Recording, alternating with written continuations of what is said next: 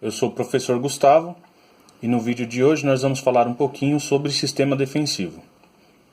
Nesse primeiro vídeo sobre sistema defensivo, nós vamos iniciar com a movimentação de defesa para os ataques de extremidade, ou seja, os ataques que vêm pelo lado direito da nossa quadra ou esquerdo da quadra adversária com um ponta, e os ataques que vêm do lado direito da quadra adversária ou esquerda da nossa quadra com o oposto, tanto da rede como do fundo, ok? Então, quando eu explicar a defesa aqui do oposto, ela funciona a mesma coisa para o ataque que vem do fundo do oposto também, ok? E aí os ataques de fundo, pelo ponta do fundo, ou os ataques de central, eu comento no próximo vídeo. Então, se nós vamos fazer um posicionamento defensivo, a gente tem que pensar primeiro no nosso sistema de bloqueio. O sistema de bloqueio ele pode ser feito de forma simples, então é um bloqueador bloqueando um atacante. Pode ser feito de forma dupla, 2 bloqueadores para um atacante, ou triplo, 3 bloqueadores para um atacante. Como a gente está entendendo o sistema defensivo, nós vamos partir do princípio de um bloqueio duplo, ok? Que é o mais comum, é o que você consegue realizar mais vezes dentro do jogo, é o mais habitual, beleza? Então vamos começar aqui. Ataque de ponta do outro lado, ok? Se eu imaginar que eu tiro todo mundo da quadra aqui, ó, imagina que eu tiro todo mundo. Tirei todo mundo da quadra, não tenho bloqueio, não tenho nada. Esse cara, vamos colocar uma bolinha aqui, ó, que é onde ele vai atacar. Esse cara pode atacar para cá, para cá, para cá, para cá e assim por diante. Ele tem a quadra inteira para atacar, ok? Então o que o bloqueio vai fazer? Ele vai fechar algumas das linhas que a gente chama de trajetória. O bloqueio ele pode fechar as trajetórias paralelas, que são essas linhas que vêm paralelas à linha lateral. Elas saem de onde está a bola e vêm em direção mais ao fundo da quadra. Ou a trajetória diagonal, que são essas trajetórias que cruzam um pouco mais a quadra. Diagonais longas, diagonais médias e diagonais mais curtas. Ok? Então o bloqueio ele vai escolher fechar algumas dessas trajetórias. Ou as trajetórias paralelas, ou as trajetórias diagonais. Se eu defendo com um bloqueio uma trajetória diagonal, eu tenho que fortalecer com meus jogadores de defesa as trajetórias paralelas. E o contrário, se eu fecho com o meu bloqueio as trajetórias paralelas, eu tenho que fortalecer com minha defesa as trajetórias diagonais. Então vamos lá. Se a bola está vindo por aqui, o primeiro cara responsável a bloquear é o oposto. O central vai chegar junto para fazer um bloqueio duplo, ok? E aí eu vou ter na sobra o ponteiro da rede que não bloqueou ninguém, o líbero que está lá na posição de defesa inicial, o ponta do fundo que está na posição de defesa inicial, levantador que está na posição de defesa inicial. Nesse momento aqui, ó, eu coloquei o oposto fechando aquelas trajetórias diagonais. Se o bloqueio fechou as trajetórias diagonais, eu continuo tendo aqui, ó, a possibilidade de ataque nas trajetórias paralelas. Então eu preciso fortalecer com atletas essa trajetória paralela. Se a gente pensar nessa trajetória paralela, os dois caras que estão mais próximos dessa região, levantador e ponta do fundo. Então o que eles fazem? Levantador desloca para a linha, ok? E o ponta desloca aqui para o lado direito da quadra também. Com isso eu tenho um novo posicionamento deles para que eles façam a defesa da paralela. Beleza? Levantador saiu daqui e veio para a linha e o ponta que estava no centro veio para o lado direito. Ok? No caso, se fosse uma posição do rodízio trocada, poderia ser o oposto aqui no lugar do levantador e o levantador bloqueando aqui nesse momento. Ok? Com isso, eu tenho dois caras ainda para fazer a defesa das trajetórias diagonais. Beleza? Se o meu bloqueio já está fechando as trajetórias diagonais, isso significa que eu tenho pouca trajetória diagonal disponível. Se eu tenho pouca trajetória diagonal disponível, quem vai fazer essa defesa é o líbero, que já está praticamente na região que ele vai defender. Ele só vai fazer o ajuste do corpo para o tipo de ataque que está vindo para lá. Então um pouquinho mais para trás, um pouquinho mais para frente, ok? Mas ele vai manter basicamente ali aquele posicionamento virando de frente para a bola, de frente para o ataque. E o ponta que estava na rede, ele não pode ficar sem função.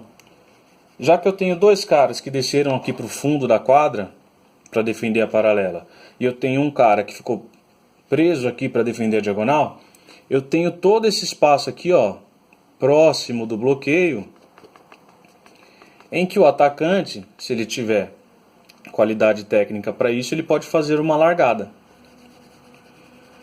Então, já que eu tenho um cara que está na rede sobrando, eu faço o quê? Eu ponho ele para vir defender as largadas. Ok?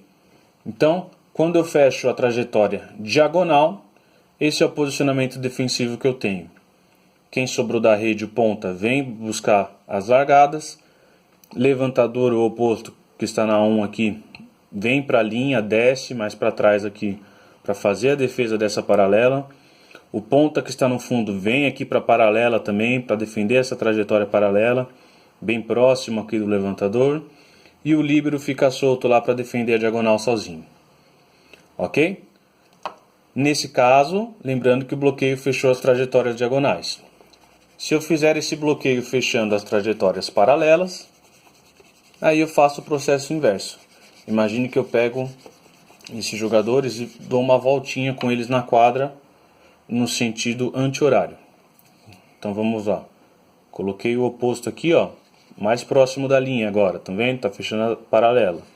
Veio a ajuda do central. Então, as trajetórias paralelas estão mais fechadas agora. Eu tenho menos possibilidade de um ataque forte cair ali. Se eu tenho menos possibilidade, eu não tenho por que trazer um bando de jogador para essa região da quadra. Então, eu tenho que fortalecer as trajetórias diagonais. Elas sim vão ter mais riscos de acontecer nesse momento.